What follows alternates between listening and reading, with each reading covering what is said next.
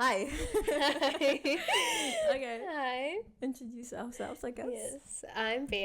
And I'm Sumaya. And Welcome back to the Audacity Dare podcast. I'm really excited for today's episode. I'm so excited. I feel like it's more us too. It's a bit more relevant. It's just...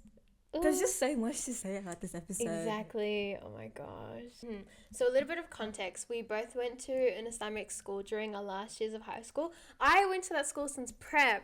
Sumaya, though, you went to different schools, yeah? I've been everywhere, guys. Damn. I was counting last night. Oh, yeah?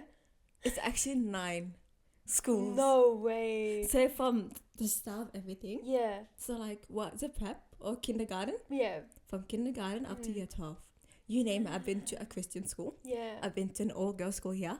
I've been to a mixed. I've done everything. I've done all girls. I've done boys and girls Muslim. I've done everything. I've done Christian and Muslim. I've done Bro, everything. you probably have so much experience from That's what I'm that. saying. I have so much to say. Insane. But then when I came, so I've been to overseas. I've been to Kenya for like 10 years, and that's when I had everything there. Yeah. And then when I came back to Australia, that was my last 2 years of high school. Was all girls Islamic school. Yeah. But then I feel like the all girls Islamic school, it's whoa. It had its like... It's so different from everything else I've been to. All girls are so different. Yeah. It's got like a bunch of different girls too. So I feel like you get a mix of everything. You get a mix of everything. Especially because it's Australia too. It's so multicultural. Where overseas Kenya was just like, you just... Typical. Really? Was it multicultural? I've been to everything. I've been to... I've done 3 years of a Christian school. So I think year 6 to year 8. I've done 2 different schools then. Because COVID kind of hit, so I've been to... I've done everything. But it was... When I say it's Christian, it's like there was Christian kids. Cause yeah, Kenya, like a Catholic school? It's not Catholic.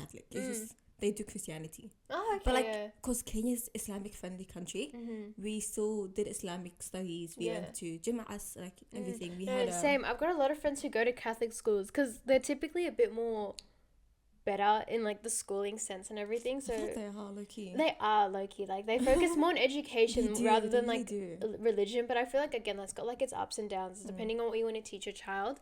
But night schools is insane. I've only been to one school my whole life. But I feel like I don't want to say like I've got the same experience as you, but I've got roughly like that experience. Like I've built up my social like connection and everything. I feel like my parents like played a big role in that too. Just like kicking me out and like just like, you know, go. Exactly. You're on your own now. You have to experience the world. No one's going to help you. You're doing it now. Since year 9, I was telling Samay before too, like it was year 9. My dad like took me to an open day to one of the universities and like he's like, okay, you're going to like explore by yourself. I'm going to go to work. I was so That's crazy. scared. Year 9, how old are you meant to be? 14? I think 14. Yeah, you're meant to be 14 in year 13, 9. 14, yeah. Like, I was terrified by myself too. Like, my friends didn't come, nothing. My dad was at work. He just dropped me off. He's like, okay, you stay here, find people, talk to people, and that's it. That's big girl stuff. Literally big girl stuff. But obviously, at the time, I was so scared. I was like, why are you making me do this? None of my friends are doing it. No one that I know is doing it. Why me? I mean, every parent have their own way of bringing up their kids. Exactly, yeah. Now that I look back at that, I'm honestly so thankful because I'm so comfortable in like just meeting new people and like being out there. Like I've built up that resilience. Like I can do this. I don't need to be scared about it. Wow, I can relate though. Really? I cannot because but coming from a Somali strict household type thing. Yeah, bro. Yeah. I still have curfews, like you know, no, even though I'm in uni. Yeah. Like it's just like. If you're not back before Maghrib, it's just like you have to explain in detail. No, same. I've got that too. It makes sense, but like it's okay. No, they're protecting their girls. It's okay. It's valid. It's valid. I guess. Okay. Yeah. So the aim of this topic is just this is actually for the people starting uni. Yeah. Or the people just like even relating back to high school, like just bringing you that type of memories. But religious. When we say religious, so we want to be very diverse in this. So Christianity, like Islamically, any like anything, Jewish schools, everything, all of that. Yes. So religious schools, they have like pros and cons. Definitely. Pros and cons. Like it's a good thing of going to an Islamic. Okay, we're gonna be talking about based on Islamic because we did Islamic. Yes. So yeah, it's definitely got its pros and cons, and I feel like that also affects like the actual students themselves, if they want to like uphold those rules or anything. Yeah, it's definitely so Islamic school, you feel like that sense of community, right? That's what most of them trying to do. Yeah. So like you guys are meant to pray together. You guys have all of that, like during Ramadan is you guys have iftar together, or like you guys can Islamically, so you guys leave school early because what, you're fasting. Yeah, because you're fasting. You can go break your fast at home with your family. So like you leave school 2 p.m. just so you can go relax. I honestly love that. It was I love so much. Now uni, you can't do that. Oh my god. You know what's so funny during Ramadan, like in high school, they'll let us sleep in class. Yes, they would not care. They would never. Oh my. They were like, okay, they're fasting. I'll let it pass. They'll let us sleep the whole month. It was so amazing. It's so fun. In uni, no one even knows you're fasting. Like I feel like that's. Some people don't even know what Ramadan is, to be honest. Yeah, no, I had some friends. They knew like. What Ramadan was, but they didn't know I was fasting or anything. There's like no food, no eating, no drinking water. Did they actually say that to you? Yeah. They're like, how can you not live? I'm like, it's okay. Like, that never happened to me. Really? Nothing. I mean, that was no one really asked if I was like doing anything, but like asked like, do you want to go like grab lunch? And I would tell them like, oh no, I'm fasting. Yeah. And they're like, oh, is it Ramadan for you guys? And I was like, yeah, it is. Like, I'll be able to like go out with you towards the end of Ramadan. You know, when we finish, then we can go out for lunch. Maybe I just had some dumb encounters in uni. I don't know. Everyone's different. You know? I don't know. And those people too, they were brought up in like Christian schools, Jewish schools, so they like knew like they kind of had an idea. That's a good thing about Australia. Yeah. You learn about like the other schools too. Even in my school too, before you joined, we had interfaith, and that's when you basically learn about other religions. Yeah, I loved it. It was so fun. We went to like. I've never done it. I wasn't there. It was just like the prefects and stuff was doing it. Wasn't when you came. It just became prefects. Before that, it was like year 10 students, year 11 students. Yeah, I loved it. We got to like meet so many people and everything. We went to this one like Christian school, and there was like one Muslim girl there, and she was just like telling us like she's the only Muslim there, and it's like something different and unique. The reason she's there, it's because of like obviously the school's reputation, and because where she lived too, like it was highly like Christian populated and everything, but she loved it. Like she was, you know, everyone respected her and she respected them. Like it worked out both ways. Yeah, it was really nice. Yeah. Okay, let's talk about the bubble that Islamic school kind of puts you in. Oh yeah. Okay, this is one thing I just found out. That kind of triggered high school and like uni for like, not me personally, but like for my friends. So as you guys know, like Pia became a hijabi recently. Yes. So I've never actually thought of this till Pia actually said this to me one time. Yeah. We were talking and then she was like, because we went to Islamic school, our uniform, right? It was a skirt, a shirt, the jacket, obviously, and then the scarf. Yeah. And then I used to say that a lot last year. Yeah, so Bia was talking to me, and then she was like, "It's my uniform." Now hearing it, it's like I shouldn't have said that. Yeah. But for me, I've always grew up with my hijab. Like, it came out with the womb with me, to be honest. Yeah. So Bia was like, "It's part of my uniform," and I was like, "Wait, what do you mean the hijab is part of your uniform?" She's like, "What do you mean we go to school? It's part of our uniform," and I was like. I remember saying it. Her face was like, she was like, what? I was so shocked. I was so shocked. Yeah. It was so crazy. And then...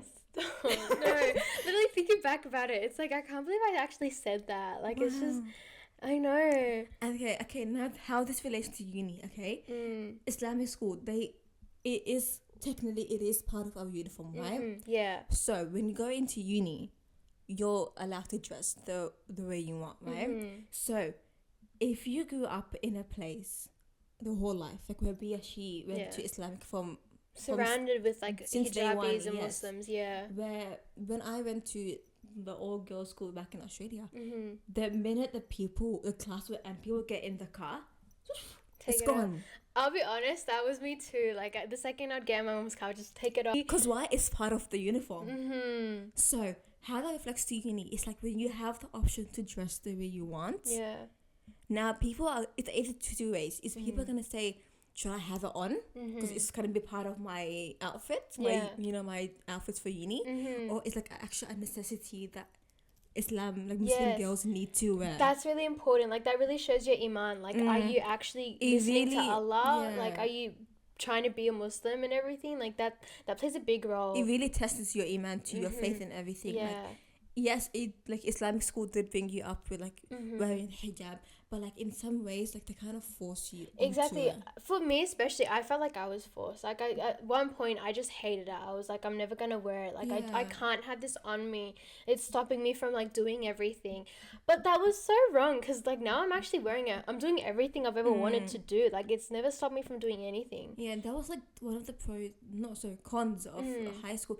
Do you know what else was a shocker for me in like coming back to Australia and all of that? What? So what is it called? After the sunnah salah, the sunnah salah after your main salah.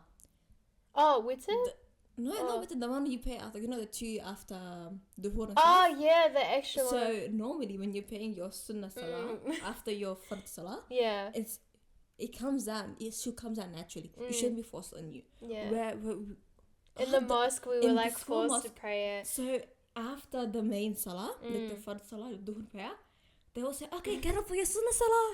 And everyone gets up. It's like up, down, up, down, up, down. And people finish in 2 minutes. And if you don't get up and actually pray, I know a lot of people weren't actually praying. Like they would just come in there. People would just go in just to get it over and done with. Yeah. And when I first came, remember, I was so shocked. It was just like, wait, why are you forcing sunnah salat on people? It should never be forced. I get where they're coming from. They wanted people to get in that routine, but it wasn't working. It was not, and they've got so many complaints about that too. It wasn't the right approach. Definitely wasn't. That was something else that they forced especially you with on. Kids too. Like they're still learning. They're still young, you know. Yeah, you should teach. I feel like rather than forcing it and just tell them to do it, if they took the time to just teaching like the importance and the beneficials from all of that, teach them the beauty about beauty of Islam, exactly. Then just giving forcing it on them, it's not going to do anything. It's not going to benefit them at all. So bad. I know so many like people from our school, you know, they used to like pray at school and everything. They wear the scarf and everything, but the second like uni started, they stopped praying. They stopped wearing the scarf. Like they just lost that connection. Like school really like ruins that bubble of Islam for you. It's either a good thing or a bad thing. Yeah, in terms of this all-girls school that we went to, it definitely ruined it for me. Yeah. Especially coming from 10 years living in Kenya, growing up with an Islamic like surrounding, like I could hear like the adhan and everything. Yeah. That and like actually learning the beauty of Islam. Where here they kind of like, just because it's a Western country, there's less like, you know, like Islam and everything, and so they try to teach you, but they're not really teaching you. Yeah. It's just like being forced onto you, and people are just doing it without knowing the main reason on the beauty of Islam. So that kind of really implied. So when you go into uni, no one cares. Everyone's doing their own thing. Yeah. So now you're just kind of conflicted. Should I do what I've been like taught my whole life, or should I just do me and like try new stuff? That's why uni really triggers in who you really are as a person. Again, with that environment too, that plays a big role. Do you want to keep your iman really high, or do you want to follow like society and like the dunya and everything? Heavily when you're surrounded by different people, when you see different clothes and all of that, where in high school is uniformed. Yeah. You guys are all wearing one type of clothing. Even in Umrah, like I mentioned last episode, like that's where I like truly wanted to put on the scarf. That was like the biggest question in my head. Should I put it on because of uni? Is uni gonna like make it different? Like because of uni, do I need to put it on now? Different experiences come with it too. Exactly. Like, what if I don't put it on? Would people still treat me the same? Like, would I still be myself? Like, that was always at the back of my mind. But I've been the same. Nothing's changed. Like, I've just got a bit more respect from, like, other people because they see, okay, she's just wearing a scarf. She's a Muslim. I'm going to be a bit more, you know, a bit more respectful towards and everything. The uni shock. Let's talk about first experiences in uni. Uni was first week of uni too, because it was Ramadan. Oh, guys. Oh my god. No one would. I feel like that was such a way to start uni. Was the fact that we had. My first day. Yeah. Was the first day of when I was fasting. Yeah. And it was the first day of my uni classes. Yeah. It was on a hot day. It was absolutely so bad. Terror. 35 degrees, 40 degrees. What do you mean? It was, and mind you, it was the first day of fasting. It was the first day of uni. It was so over and done with. Everything bad that happened on the day happened. Like, it was just... Literally, think of all of the worst things, guys. Yeah. Like, I mean, looking back at it now, I'm honestly thankful that we experienced that, because now we know what to do. I'm glad, because I feel like now the next coming up, like Ramadan, like We're no prepared. More, yes, we're so much more prepared. Exactly. Like, we know what to do now. I mean, it was a good way to start, to be honest. It was a nice way. Yeah. No, thinking about it, like, I don't know how else we could have started, you know? Yeah. Like, it was a good I mean, it was for a challenge, but we had to overcome it. Like, after, like, the first 2 weeks was really hard. Yeah. And then, like, we're getting rewards for that too, you know? We're putting in our effort to actually work up to uni, to fast and do everything, you know? Okay. We're getting rewards for that, which is beautiful, honestly. Yeah. But that was... Can you talk about, like, actually what happened in uni after all of the religious aspects and, like, they kind of play? So, like, well, how was uni? How was your experience, to be honest? My first week like, or overall? No, like, after being brought up in Islamic school. I feel like, because again, like how I was telling you, like I got that exposure early on in my high school years. I feel like for me it was okay. Obviously, like my mom, like where she worked to back then, she got exposure to a lot of people who were different backgrounds, different religions and everything. And me seeing that, I got that exposure and I was like, okay, everyone's the same. No one's different, you know? So for me personally, I was okay. I was pretty chill and everything. You were saying when like people like didn't say bye or anything after they left. That happened to me too for the first 2 weeks, but that like obviously, you know how I told you, like my whole personality changed. I had that character development. I was like, I'm gonna say it first and let's see how that goes. I did, and I was able to form like some nice friendships, you know, from that. Just like being the first person to initiate the conversations. Exactly. It like really helped them, like, okay, she's like a pretty chill person. Like I'm gonna, you know, hang out with her. Aww. Yeah, I really like that though. Like some people are actually genuinely so sweet and everything. Oh my God. So you know how the whole semester I ended up only making one friend? One? Just one friend with the one girl. Oh, but I thought you had other friends too. No, yeah. Just one. And we ended up being like really close friends. But like some people, you have to like really break their bubble. Really hard. Some people are really shy people. Yeah. But I feel like some people you do really make good friends in uni. I feel like in uni though, like especially like unis in Australia, there's no social network, nothing. Like everyone's doing their own stuff. Yeah, I agree. Everyone's doing their own thing, and I feel like it's really hard and it's really bad too, because like you want to make connections, you want to make friends, you know. But I feel like because I feel like you kind of do need that kind of connections. Definitely, yeah. But like some people think of uni as I have to go there, get in my lecture in, and then just get out. That's it. Yeah. That's it. That's how their uni works. Yeah. You know. Okay, going back to the name of the topic. Yeah. Do you really think Islamic school was the right way to go, or would you say like let's say a private Islamic school? Should we compare public and private? Yes. Yeah. Because public is also really different than an Islamic private school. Yeah, even like getting rid of the Islamic, any private school. It's very different. Yeah. What do you think? Like, I think it would be very different. In public, I feel like you have more exposure. Because obviously in private, it's like selected people, you know what I mean?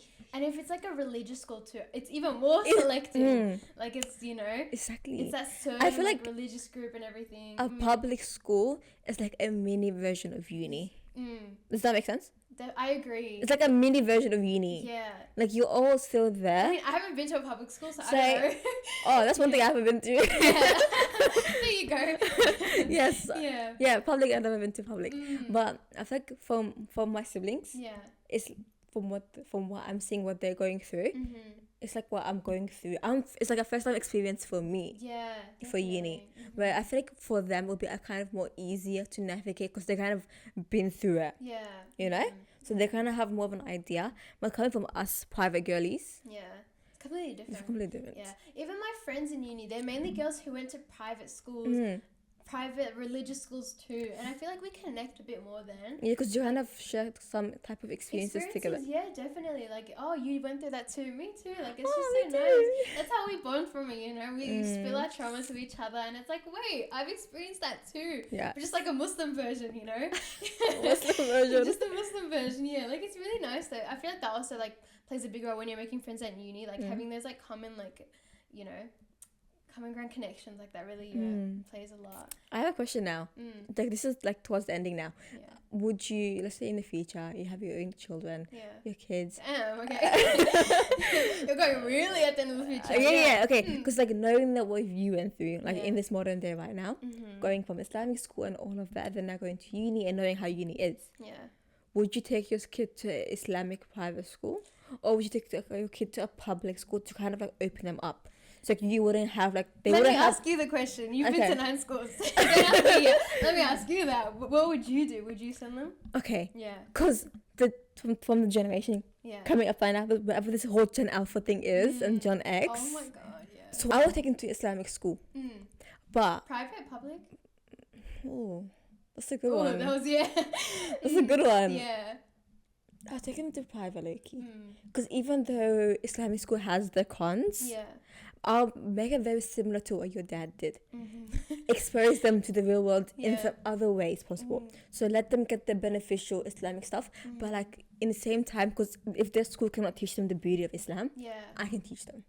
Exactly, yeah. I can teach them. So they wouldn't think it's like a uniform. They wouldn't think hijab's a uniform. They wouldn't think praying sunnah thing, salah is like compulsory. And I just have to get it over and done with. I know I'm Muslim. It's not like, oh, I'm just Muslim by name. Like I actually know what being a Muslim person is. Just because you pray, just because you fast doesn't make you Muslim. There's so many other elements to it too. Exactly. Yeah. So much. Even being a nice person itself, like it's literally that's more than enough than being a really good Muslim person. Definitely. And I feel like going back to school and uni, just being a really nice person. Like there's just people like those hijabi, like those Muslim girls. Yeah. They will take like being Islamic, like being Muslim such in a bad way. Like going to uni, right? They were like, oh, you don't like me? Is it because I'm hijabi? Yeah. But like, no, that's not the case, you know. Yeah. So just understanding all of that plays a big definitely. Yeah. Thinking about that, I actually don't know what I would send my kids to then. I feel like at the time, also depending on my husband too, like what kind of he was like raised in, I don't know. I honestly don't know. You know what? Let's just hope for the best in the future. Yeah. Inshallah. Whatever it is, you know? Yeah. But yeah, it's closing off with that. Closing up with that. Thank you for watching, for listening. Also, thank you so much for the feedback, guys. We truly appreciate it. It really helped us like sort of figure out what we want to do with the podcast, and we truly appreciate it. So yeah. Yes. Big loves, big hugs. Yes. Thank you so much. Bye.